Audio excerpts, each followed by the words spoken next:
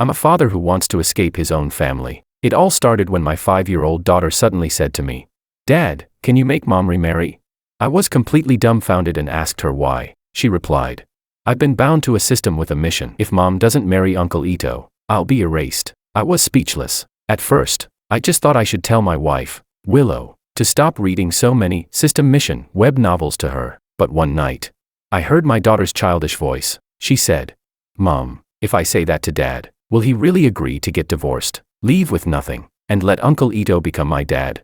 Willow's eyes turned red, and she choked back tears as she said, Your dad tricked me like that back then. That's how we ended up having you." At that moment, I suddenly felt exhausted, so I called out to the system, "I want to go home." Chapter 1. The system, which had been dormant for a long time, woke up again. Hearing this, it was shocked. "Host, you've already perfectly conquered your previous mission. You're living a life of comfort in this world. You have a beautiful wife and a well-behaved daughter. Why would you choose to go back?" I didn't answer. The conversation in the yard continued. As my daughter wiped Willow's tears, she said, "Mom, I promise I'll complete the mission. I'll help you drive Dad, that big villain, away as soon as possible, and let Uncle Ito marry you." Willow let out a soft laugh. "All right, it's a deal. Our Mia has grown up. She knows how to protect her mom now." I stared blankly at the moon in the sky and said to the system, "Because I miss home." The system didn't understand. "Isn't this your home?" I shook the divorce agreement in my hand. "Very soon, it won't be." Chapter 2. A week ago, my daughter, who was still in kindergarten, was driven home by a man. That man was the father of one of her classmates. His name was Makoto. He was divorced and single, raising his son alone as both father and mother. Yet he never missed any kindergarten events. He was widely recognized as a great dad. My daughter held his hand tightly, stubbornly tilting her head up as she said, "Dad, I want Uncle Ito to be my dad." I thought it was just childish nonsense. After all, she had once said she wanted to marry Kaito Ito. So I smiled and asked her why. She pressed her lips together and said, "Because I've been bound to a conquest system. The system told me that if Mom doesn't marry Makoto Ito, I'll be erased by the system. I'll die, and you'll never see me again." Thinking back to how she had been complaining about headaches frequently these past few days, and how the hospital found nothing wrong, I believed her. I thought the headaches were punishment from the system. Makoto couldn't help but laugh. He gently patted my daughter's head and said, "Hey, you can't say things like that. I know you like me, but saying this will hurt your dad's feelings. If he gets mad, he might spank you." My daughter immediately panicked. She rushed at me, punching and kicking. She shouted, "No, I don't want you. You're not my dad. My dad is Uncle Ito. You bad guy. I want Uncle Ito to be my dad. I want Mom to marry Uncle Ito." Her fists fell on me like raindrops, but I stood there, ashen-faced. Even after the housekeeper pulled her away, I was still blaming myself. Why did the system choose my daughter? She's still so young. What will happen to her in the future? Chapter 3. The reason I could take my daughter's words seriously was because I myself had transmigrated into this world. Back then, when I failed to complete the system's mission as required, the initial punishment was electric shocks to my head, and the punishments only grew harsher each time. Anxious and restless, I wanted to talk to my wife about what to do. As I passed by the garden, under the moonlight, I saw two familiar figures. My daughter asked, "Mom, I said what you told me to yesterday. Do you think Dad will believe it? Will he really divorce you and let Uncle Ito become my dad?" Willow's eyes were red as she said, Your dad tricked me like that before. That's how we ended up having you." Then she added, "Keep doing what I taught you. Tell your dad every day that your head hurts, your legs hurt, your stomach hurts. That way, he'll leave faster and walk away with nothing." Under the moonlight, my daughter nodded firmly. She said, "That's great. Dad is finally leaving. I don't like him at all." I stood there, frozen. My temples throbbed violently, and waves of nausea churned in my stomach. Chapter 4. I returned to my room, and began trying to sort through everything that had happened over the past few years. After successfully conquering the mission, I built my own career and worked tirelessly every day. Meanwhile, Willow quit her job to take better care of our child and became a full-time housewife. She actively participated in kindergarten parent-child activities and even joined the parent committee of our daughter's class. It was probably around that time that she met Makoto and grew close to him. Later, she developed a passion for fitness and cycling, saying she had formed a workout group with other parents. She would go out for night runs every few days. I had been too foolish. I never noticed that Willow and Makoto had already been secretly involved. Chapter 5. Because I hadn't been eating properly for several days, my hypoglycemia suddenly flared up. It was my assistant who found me collapsed on the floor. She helped me up and quickly called Willow. "Ma'am, Mr. Wang has fainted. It was noisy on her end. Willow replied impatiently. He fainted. Why are you calling me? Am I a doctor? I seriously don't know what kind of useless people my husband hires. You can't even handle something like this yourself. I'm busy. There's a parent-child activity at the kindergarten today. I still have to help Mia braid her hair. I'm hanging up. After eating something, I recovered slightly. Then something occurred to me, so I messaged Mia's kindergarten teacher on WeChat. Hello. May I ask if there's a parent-child activity at the kindergarten today? The reply came quickly. Yes, there is. But your wife already asked for leave today. Didn't you know, Mr. Wang? I froze for a moment, then asked again. Who else took leave? The teacher replied. Kaito didn't come either. His father seems to be unwell and was hospitalized. I instantly understood. The noise I heard during the phone call earlier. It was the beeping of hospital equipment. My wife, at that very moment, was in the hospital, keeping Makoto company by his bedside. That night, Willow and my daughter came home very late. As soon as they entered, my daughter cried in front of me, clutching her head, sobbing. She said, "Mom, my head hurts so much. My stomach hurts too. Am I going to die because I can't complete the mission? I don't want to die. Mom, save me." Willow handed her to the nanny, then turned to me and said, "George, I want to talk to you." Chapter 6. The topic of our discussion was nothing more than our daughter. She said she wanted to have a fake divorce with me, and then temporarily marry Makoto. The reason she was still consulting me was because she wanted me to leave with nothing. After all, the family's money was in my hands. She had grown used to the life of a wealthy housewife. How could she possibly endure a hard life with Makoto? She was still lying to me. She said, "Hubby, I just want some security. Once our daughter completes her mission like you did, we'll remarry." Seeing that I remained silent, she grew irritated. "Search your conscience, after all these years. How much have I sacrificed for this family? I gave up my own life, quit my job to be a housewife, and placed my entire future on you. But I get worried too, I feel insecure too. Asking you to leave with nothing is just a test of your love, and you're already unwilling. Do you even love me? Do you even love your daughter? Even if you don't think about me, you should think about your daughter, right?" I looked at her coldly and asked, "Do you love him?" For a brief moment, I saw panic flash across her face, but she quickly calmed down. "Hubby, he's just Mia's classmate's father. How could I possibly fall for him?" I asked. "Then where did you go today?" I asked Mia's teacher. "You took leave and didn't go this time." She gave no explanation. She only said, "Don't be so selfish. Our daughter's life is at stake, and you're still nitpicking over trivial things. George, I'm so disappointed in you." After saying that, she threw the divorce agreement down and angrily added, "George, don't think I'm easy to bully. Mia is my flesh and blood. For her sake, I won't hesitate to take you to court." I watched her retreating figure. For the first time, she felt like a complete stranger. Chapter 7. I came to this world 20 years ago. During these 20 years, I delivered takeout, lived in basements, and stared at the moon countless times at 3 in the morning. I worked desperately, giving all the money I earned to Willow so she could study abroad. Finally, she returned after completing her graduate studies, and my career had begun to take shape. Not long after, she married me without hesitation. On our wedding day, I confessed my secret to her. I said, "Willow, actually, this world is a novel, and I'm someone who transmigrated into it. My mission is to correct your storyline, to make sure you don't deviate from the main plot and live out your life as intended." Still in shock, she asked if my mission was complete. Holding her in my arms, I said, "There's only one final task left, having a child with you." She asked, "If the mission is completed, will you never leave me again?" Back then, there was still light in my eyes. I replied, "Never again." She said she loved me and didn't want me to be erased by the system, to disappear completely from her world. Not long after we got married, we had a child, a girl, who smiled just like her. Thinking back now, I let out a self-mocking laugh. I had overestimated myself. I thought I had warmed the heart of a fictional character. After a sleepless night, I finally figured everything out. I awakened the long-dormant system. "Hello, system.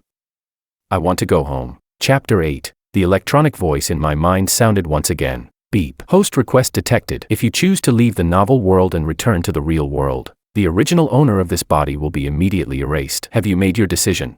I hesitated. I went downstairs and stopped outside my daughter's room. I found her on a video call with Makoto Ito. She said, "Uncle Ito, don't worry, I'll drive my dad away very soon." Makoto was smiling smugly on the other side of the screen. He said, "Mia is such a good girl." Mia replied, I want to protect Mom and defeat the big villain." "Dad is the big villain," Makoto said.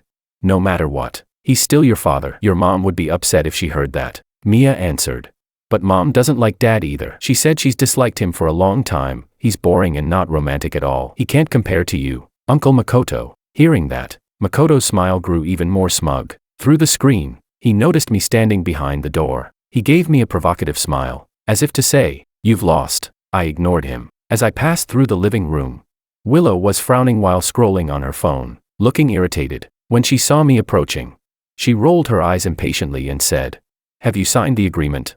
Today, she was wearing a new necklace. The pendant was exactly the same as the one Makoto had posted online. I handed her the document and said, "It's signed, but I don't agree to leaving with nothing." At the same moment, in my mind, I replied to the system, "I've made my decision. Please erase me, immediately." Chapter 9. I collapsed abruptly right in front of Willow. I hadn't even managed to place the stack of agreements properly on the table. With a slight touch from my hand, the papers scattered everywhere like snowflakes, just like the sins she had committed, impossible to hide. Those who betray sincerity deserve to swallow 10,000 needles. A sneaky, cheating cat will eventually eat a spoiled fish. One's unfaithful, the other's rotten, made for each other. I had already revised the agreement and hired a lawyer. Other than what she already held, she wouldn't get a single cent more. At the same time, I submitted evidence of Willow's affair. After my death, all that evidence would be made public. She could twist black into white. But the scattered surveillance cameras in the kindergarten wouldn't lie. Before they could destroy the evidence, I had already exported all the footage. Those images were disgusting enough to make someone lose their appetite for 3 days. For someone like her, who cared so much about appearances, it would be devastating. She said, "Fine, you don't have to leave with nothing. Then give me the house, the car, and 5 million in savings. Let's get the divorce done first. You can't possibly refuse that too, right?" The moment she finished speaking, my vision went black, and I collapsed to the ground. The fall was heavy. My head slammed hard against the floor, but Willow only glanced at me briefly. Then she rolled her eyes and said, "Trying to fake your death again to trick me. Who do you think cares? George, can you grow up a little? I'm not some 17-year-old girl anymore. This act doesn't work on me," she added irritably. "I endured so many years of hardship with you. Is my youth not even worth 5 million? Can't we just separate peacefully?" I gave no response. She frowned, glared at me again, and said impatiently, "Looks like it's really just low blood sugar again. You're always like this. When you get busy, you forget to eat or drink. Who's supposed to take care of you, live or die? I don't care." She took out her phone and made a call. "Housekeeper." George collapsed again. "Yeah, call the doctor." She paused for a second, then added, "Oh, and bring Mia over too. I ordered matching outfits. We're going to try them on this afternoon." After hanging up, she let out a cold snort, her lips curling downward in disdain. In the past, I always thought she had a sharp tongue but a soft heart, that her harsh words came from concern. But when she was sick and needed me, when had I ever spoken to her like this? Forget criticizing her. Even the slightest inconvenience would make her lose her temper at me. Willow put down her phone and glanced at me again. The shirt I was wearing cost less than 30 yuan. It was a gift Willow had given me back then. I had worn it through wind and rain, earning my first bucket of gold in life. So even after I became wealthy, it remained the one I wore most often, the one I loved the most. I had never been particular about myself, but when it came to her, I had never been stingy. Jewelry worth tens of thousands, clothes, handbags. As long as she liked them, I wouldn't even blink before buying them. But only now, as my soul floated in midair, did I finally understand. There are always people in this world who dress this kind of thing up nicely. They say it doesn't matter if a man dresses poorly, as long as he can keep his woman looking glamorous. But in the end, it's just one person getting used to sacrificing himself, while the other gets used to taking it for granted. I looked down at my body lying on the floor. When I fell earlier, that shirt had been torn open by the edge of the table. A jagged rip stretched wildly from my back all the way to the sleeve. What a pitiful sight, seeing me lying alone on the floor. Perhaps out of pity, or perhaps because there was still a trace of love left for me. Willow crouched down, intending to help me up, but the moment she touched my body, she froze. Chapter 10. Beep. The system has detected the death of a character in the inner world. Your soul cannot remain separated from your body for too long. Host, it's time for you to leave. The final scene was Willow holding my corpse, completely hysterical. Mia, who had been brought over, grabbed the doll I had given her and threw it at me. When she saw me lying on the ground, she danced with joy. She said, "This is great. I defeated Dad, the big villain. Uncle Ito can be my new dad now." When the heart is truly dead, there are no emotions left at all. I said to the system, "Let's go." Chapter 11. I transmigrated into this book because of a car accident. The system told me that as long as I completed the missions according to its instructions, I would receive rewards. One of those rewards was returning to the moment before the car accident, allowing me to avoid it and start life over. But a few years ago, I gave that up. I chose to stay in the book and spend the rest of my life with Willow. Although I had accumulated a lot of wealth in this world, the worlds were not connected. I couldn't take any of that money with me, so I had my lawyer donate all my assets to an orphanage. I came here with nothing, and I would leave the same way. The system asked me if it was worth it. Without even thinking, I replied, "Of course it's not worth it." Say, "Can't you upgrade your program a bit and let me take a few $100 million with me?" The system fell silent for a moment, then said, "I will report your suggestion to the main system." Inside the spacetime tunnel, I felt uneasy. I didn't know where I was heading. "Hey, system, can I ask, where will I go now?"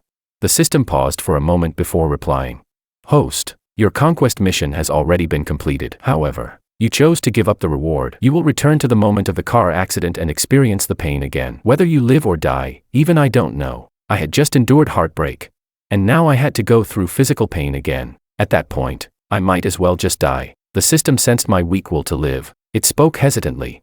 "Well, how about this? Since your mission completion rate was 200%, I've applied for a special benefit for you. As long as you give me a 5-star review after you return, I'll grant you a protective shield. The car will just brush past you. You won't be harmed at all." "Oh, you should have said that earlier." I nodded rapidly and said, "Deal." Chapter 12. Just like that, I returned to the real world. When that truck brushed past me, it felt like I had just woken up from a dream. It wasn't until the system's overly sweet voice echoed in my mind, "Leave a like. Host, don't forget the 5-star review." 5 stars. Okay, 5 stars. That I realized none of it had been a dream. I went back to the apartment I used to rent. On the table was my computer, still on. On the screen was the manuscript I had just submitted to an editor's inbox. A manuscript with an uncertain fate, and a life with an uncertain future. Outside the window, daisies were in full bloom, and sunlight poured brightly into the room. That's when it truly hit me. I was really back. It was time to let go of the past, and begin a new life. No amount of wealth can buy a second chance. Yet this time, it was as if I had spent everything just to turn back. So be it, I thought to myself.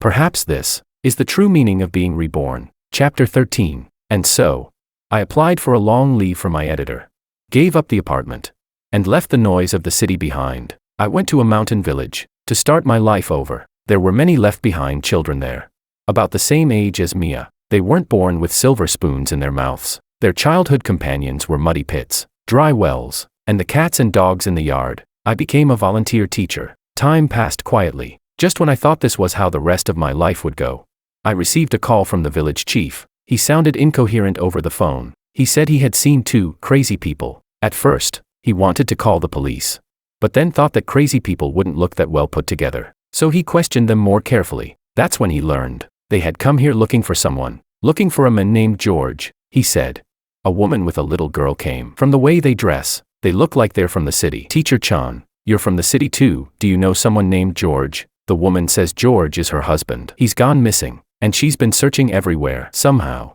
she ended up in our village. Chapter 14. George. That was my name in the book. Not many people knew that name. A woman and a little girl. I froze in shock. My phone slipped from my hand and hit the ground. "Are you all right, Teacher Chan?" the village chief asked. I quickly picked up the phone. "Chief, you should call the police. Help them report it. If they're looking for someone, wouldn't it be faster to involve the police?"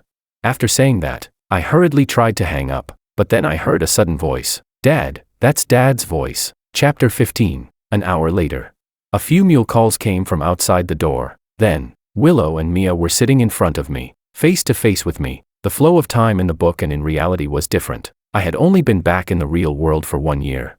But in the book, 5 full years had already passed. Mia had grown up, and Willow had aged considerably. She was only 35. Yet fine lines had already formed at the corners of her eyes. Mia was covered in dirt, like a child just pulled out of the mud. The moment she saw me, she threw herself into my arms. "Dad," sob.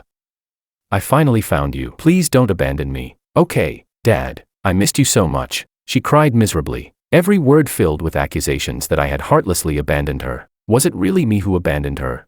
I pushed her away. Looking at her, I said clearly, word by word, "Mia, I never abandoned you. It was you. You said it yourself. You didn't want me anymore." Hearing this, she cried even harder. she said stubbornly.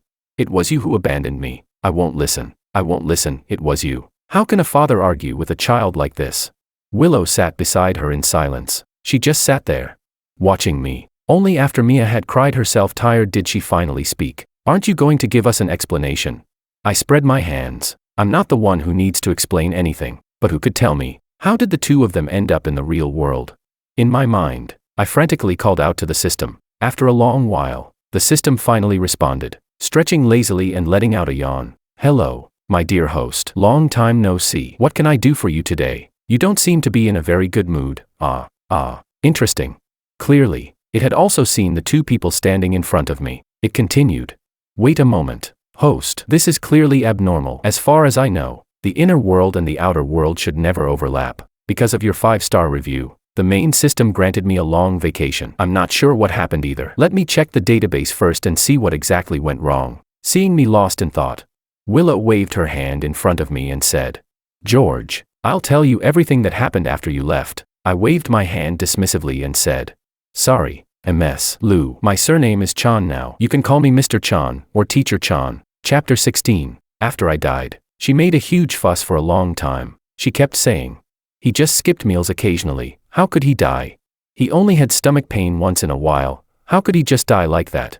It wasn't until the doctor handed her the report. The doctor said, MS. Lou, these are your husband's medical reports over the years. He specifically instructed us not to let you know, but now that Mr. Wang has passed away, I think you should see them. Willow's hands trembled as she flipped through the pages. To support her studying abroad, I worked day and night delivering takeout and parcels. After a car accident, my knees and lower back were left with lasting injuries. They didn't show much normally, but when they flared up, the pain was like being pierced through the heart. But I didn't dare to stop. During the day, I delivered food. At night, I occasionally took on illustration work. I lived in that dark basement because of the poor lighting. My eyesight kept getting worse. Later, after I earned some money, I had lens implant surgery, but even then, my eyes remained sensitive to light and would tear up in the wind. During those long days of surviving on instant noodles, I developed severe gastritis. Even after treatment, my stomach remained fragile. I couldn't even tolerate strong smells. Otherwise, I would feel nauseous and retch because of long-term malnutrition.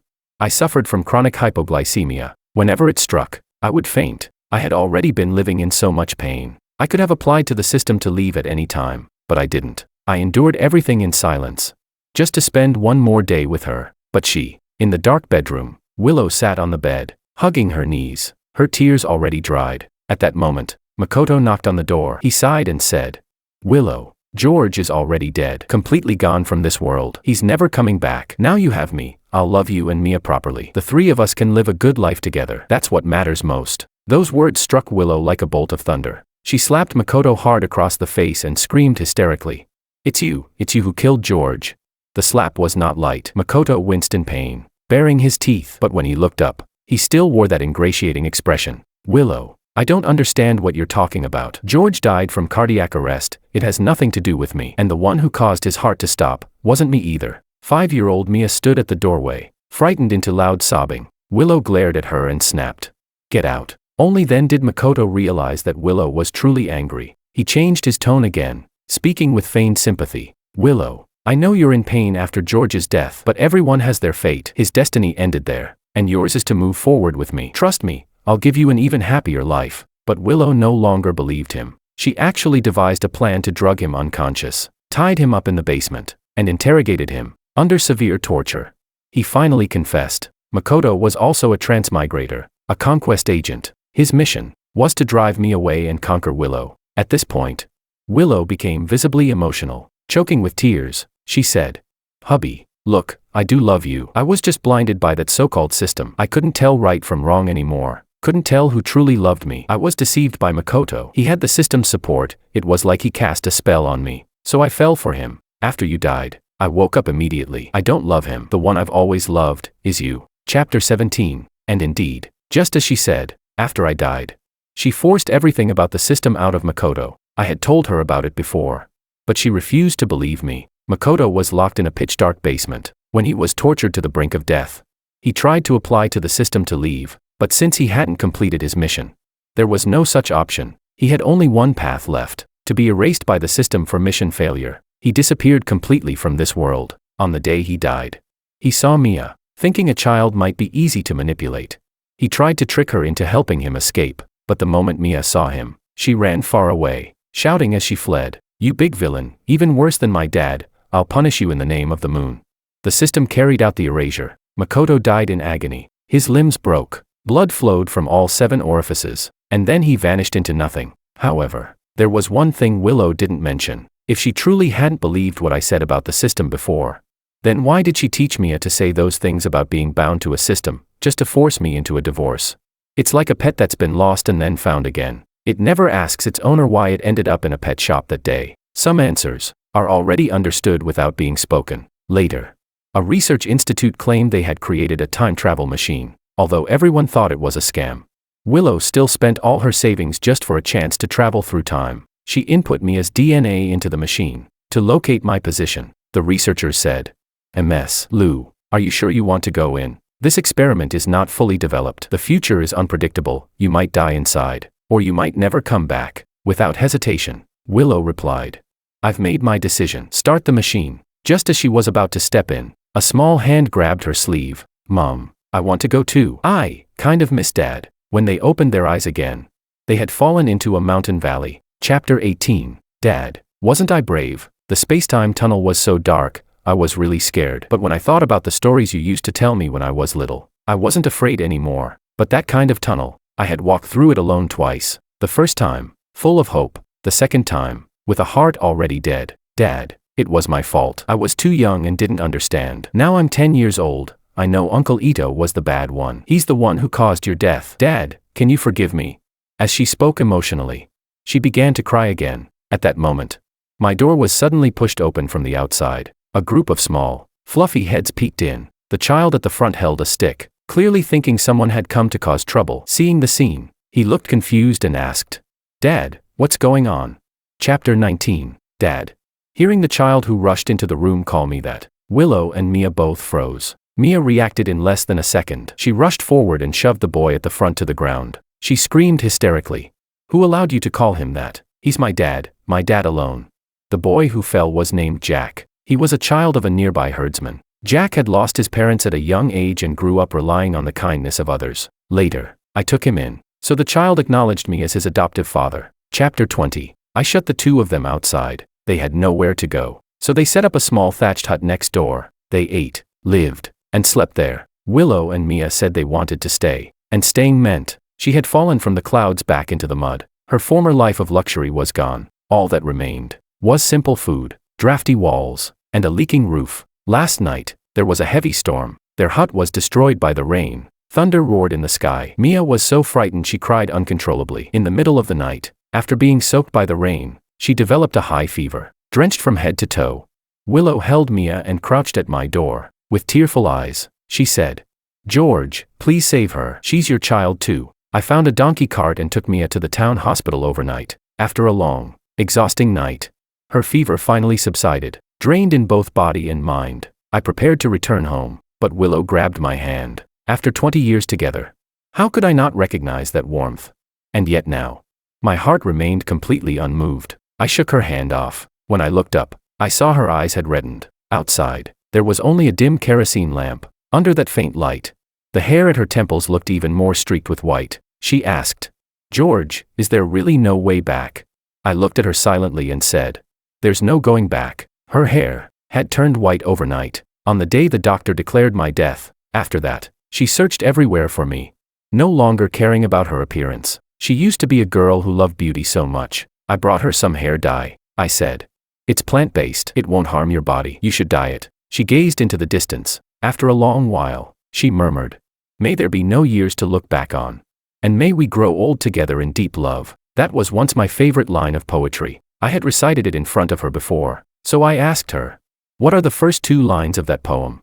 She froze in place, unable to answer. See, she says she loves me, yet she doesn't even know the first 2 lines of my favorite poem. Chapter 21. Mia had been spoiled since childhood. There was no way she could get used to the harsh life in the mountains. In less than half a month, she was already crying about wanting to go back. Willow could only patiently tell her, "We can't go back anymore." Mia seemed unable to understand. She asked, "Why can't we go back? We can just take that time machine again, go back with Dad." live in the big villa with a swimming pool, and have the nanny cook for us every day. She cried and threw tantrums, insisting on going back. Willow finally lost her patience and slapped her. Willow had grown much quieter. She stopped talking and silently did everything for me. Every day, she walked several kilometers to the town to buy things. Without money, she made handicrafts to sell, using the earnings to buy me a pound of pork ribs. She said, "George, this is your favorite, sweet and sour ribs. You used to say you loved the ones I made more than anything, even better than what 5-star hotels serve." I immediately waved my hand and called out, "Kids, come here. We've got something good to eat today." After this happened several times, Willow became unhappy. She said, "Do you have to do this?" I was puzzled. Haven't I always been like this? Willow was so angry she ran outside. Not long after, shouts came from outside. It was Jack's voice. I hurried out in the direction of the sound. Jack was covering his eyes, his face full of terror. Following his gaze, I froze on the spot. Chapter 22. Inside the cardboard box in front of me lay several kitten corpses, scattered in disarray. They were the kittens of Dumpling and Dango. Dumpling and Dango were stray cats we had taken in just a week ago. They had become parents. A terrible premonition struck me instantly. I turned and looked toward Mia, who was hiding in the corner. She pretended to look outside, then mimicked everyone else with a frightened expression and said, "Oh my God, how did the kittens die? Did a wolf come into the yard?" Her acting wasn't convincing. Every movement exposed her as the culprit. I strode over to her and searched her bag, pulling out a rope. Through gritted teeth, I said, "Tell me, why did you do this?" Mia was startled by me. The moment I raised my voice, she burst into tears, sobbing. She said, "Wah. Dad and Mom can only have one child. You can't have so many children." After saying that, she took out a small black kitten she had hidden in her bag. She said, "I like kittens, but Dad and Mom can only have one child. The others aren't allowed. I love this little black one the most, so I kept her." But what she didn't know was, the kitten she claimed to love the most had already been suffocated to death by her. Jack was furious. He rushed forward and shoved Mia to the ground, shouting, "Do you even know these cats were picked up and raised by Dad himself?" Mia refused to accept it and got up, ready to fight back. I grabbed her wrist. Perhaps I used too much force. Finger marks instantly appeared on her arm, and Willow stood there silently, watching everything. Finally, she spoke. "The reason Mia turned out like this is because you irresponsibly left. But she's still a child. If both parents stay by her side, she can change. Hubby, can we start over? Let's raise Mia properly together, just like before, okay?" Chapter 23. The next day, I threw all their belongings out. I said, "Get out, all of you, get out. Don't force me to lay hands on you. Never appear in front of me again." Mia started crying again. She had always loved to cry since she was little, just like Willow. She believed that crying and throwing tantrums could solve everything. If she couldn't get candy, she cried. If she couldn't play on her phone, she cried. If she wanted to go out and couldn't, she cried. If I didn't buy her the toy she wanted, she cried. At kindergarten, she would snatch things from her classmates. If they refused, she would cry first, playing the victim, thinking that would earn her forgiveness. Her crying gave me headaches, and I knew she wasn't an easy child to raise. So I had always been strict with her, and yet, Makoto only needed to give her a few pieces of candy. And she cried about wanting a new father. Willow choked with tears and said, "George, I love you. Can't we really start over?"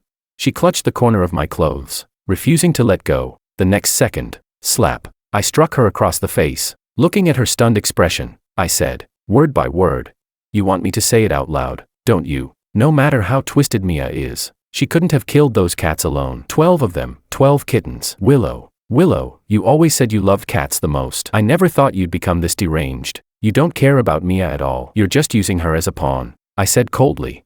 There's no need to use this kind of method to force me to start over with you. Whatever Mia becomes in the future has nothing to do with me. I already have nothing to do with you. And the same goes for her. Do you understand? Chapter 24. Willow was a selfish person. She knew how to go back. Once the system's loophole was fixed, it would forcibly send her back, but the time she would return to was before she ever met me. She must have already gotten that information from Makoto. In the novel, she was supposed to be a tragic heroine, but now it seemed that this so-called tragic heroine was nothing more than a parasitic leech. It was only because she met me that she had someone to rely on, someone to drain. After my death, her world collapsed. Everything she once had slipped away from her. There was no longer any peaceful, stable life. Her remaining savings couldn't sustain her for long. So, even though everyone believed it was a scam, she still bet everything she had on one chance. She wanted to bring me back, to make me continue being her provider. Before leaving, she cried and said, "Hubby, I've lied to you about many things, but the one thing I never lied about is loving you. I love you. I thought you would never leave me. I just made one mistake. Does that mean I deserve a death sentence?" I sneered. "Enough. Late affection is cheaper than grass. You only love yourself." Chapter 25. My life returned to how it used to be. I buried the kittens on the hillside behind the village, a place with clear waters and beautiful scenery. Dango used to love rolling over there. Lying on the ground and letting me rub its belly, it would lick my fingers, looking at me as if I were its entire universe. I stayed in that small mountain village, because I had reported the bug to the system early. It said it could request a mysterious gift package from the main system for me. Without hesitation, I said, "Then bring Dango, Dumpling, and all their kittens back to life." The system lagged for a moment and said, "There's actually also a bonus of 500 million. I smiled. "I'll take both." The next second, 2 lively cats came running from afar. Behind them, a group of stumbling little kittens followed. Chapter 26. Willow returned to the time before she met me. Of course, at this point, Mia no longer existed either. The day I met her was her 10th birthday. She was just like the female lead in a tragic novel, an alcoholic father, a gambling mother, a vicious grandmother, and a shattered her. That day, she sat alone beside the deep well in the yard, just because she wanted to buy a palm-sized cake for her birthday. She was slapped and driven out by her alcoholic father. She looked down at the bottom of the well in despair. In the dark, deep water, there was the bright reflection of the moon. Suddenly, everything felt so familiar. A small stone slipped along the edge of the well and fell into the water, sending splashes everywhere. She suddenly remembered, in her previous life, she had met me right here. Back then, in utter despair, she had jumped into the well, and my appearance had saved her. Yes, as if recalling something all at once. Even without me, she was the female lead of this world. There would always be some other transmigrator who would come to redeem her. She glanced around. Everything was pitch black. Aside from the curses of her drunken father, there was nothing else. She hesitated for a moment, then jumped into the well. Drowning was not a pleasant experience. The icy, bone-chilling water surged into every opening of her body. Very soon, she could no longer breathe. Even her ears swelled with pain. She struggled to reach upward, hoping someone would pull her out, just like the first time we met, when I pulled her out of the well. But no one came, until the last trace of air in her lungs was squeezed out by the water. Just like that, she died. But she also lived again. She started over once more. An alcoholic father, a gambling mother, a vicious grandmother, and a shattered her. That day, she sat alone beside the deep well in the yard, just because she wanted to buy a palm-sized cake for her birthday. She was slapped and driven out by her alcoholic father. She looked down at the bottom of the well in despair. In the dark, deep water, there was the bright reflection of the moon. She suddenly felt that everything was so familiar. In Greek mythology, Sisyphus failed to fulfill his promise to the god of death. As punishment, he was forced to push a massive boulder up a mountain. Once it reached the top, it would roll back down, and he would have to push it up again, over and over, to atone for his sins. This fable now applied to Willow. I had the system leave her with a tiny fragment of memory. The tragic female lead in this redemption story only wanted to rely on being saved by others. She refused to make any effort herself. Because of this small trace of greed, she would keep dying, reviving, and dying again. An endless cycle. In this world, there is no punishment more terrifying than futile effort. I was once the same. So let her experience it herself, just a little.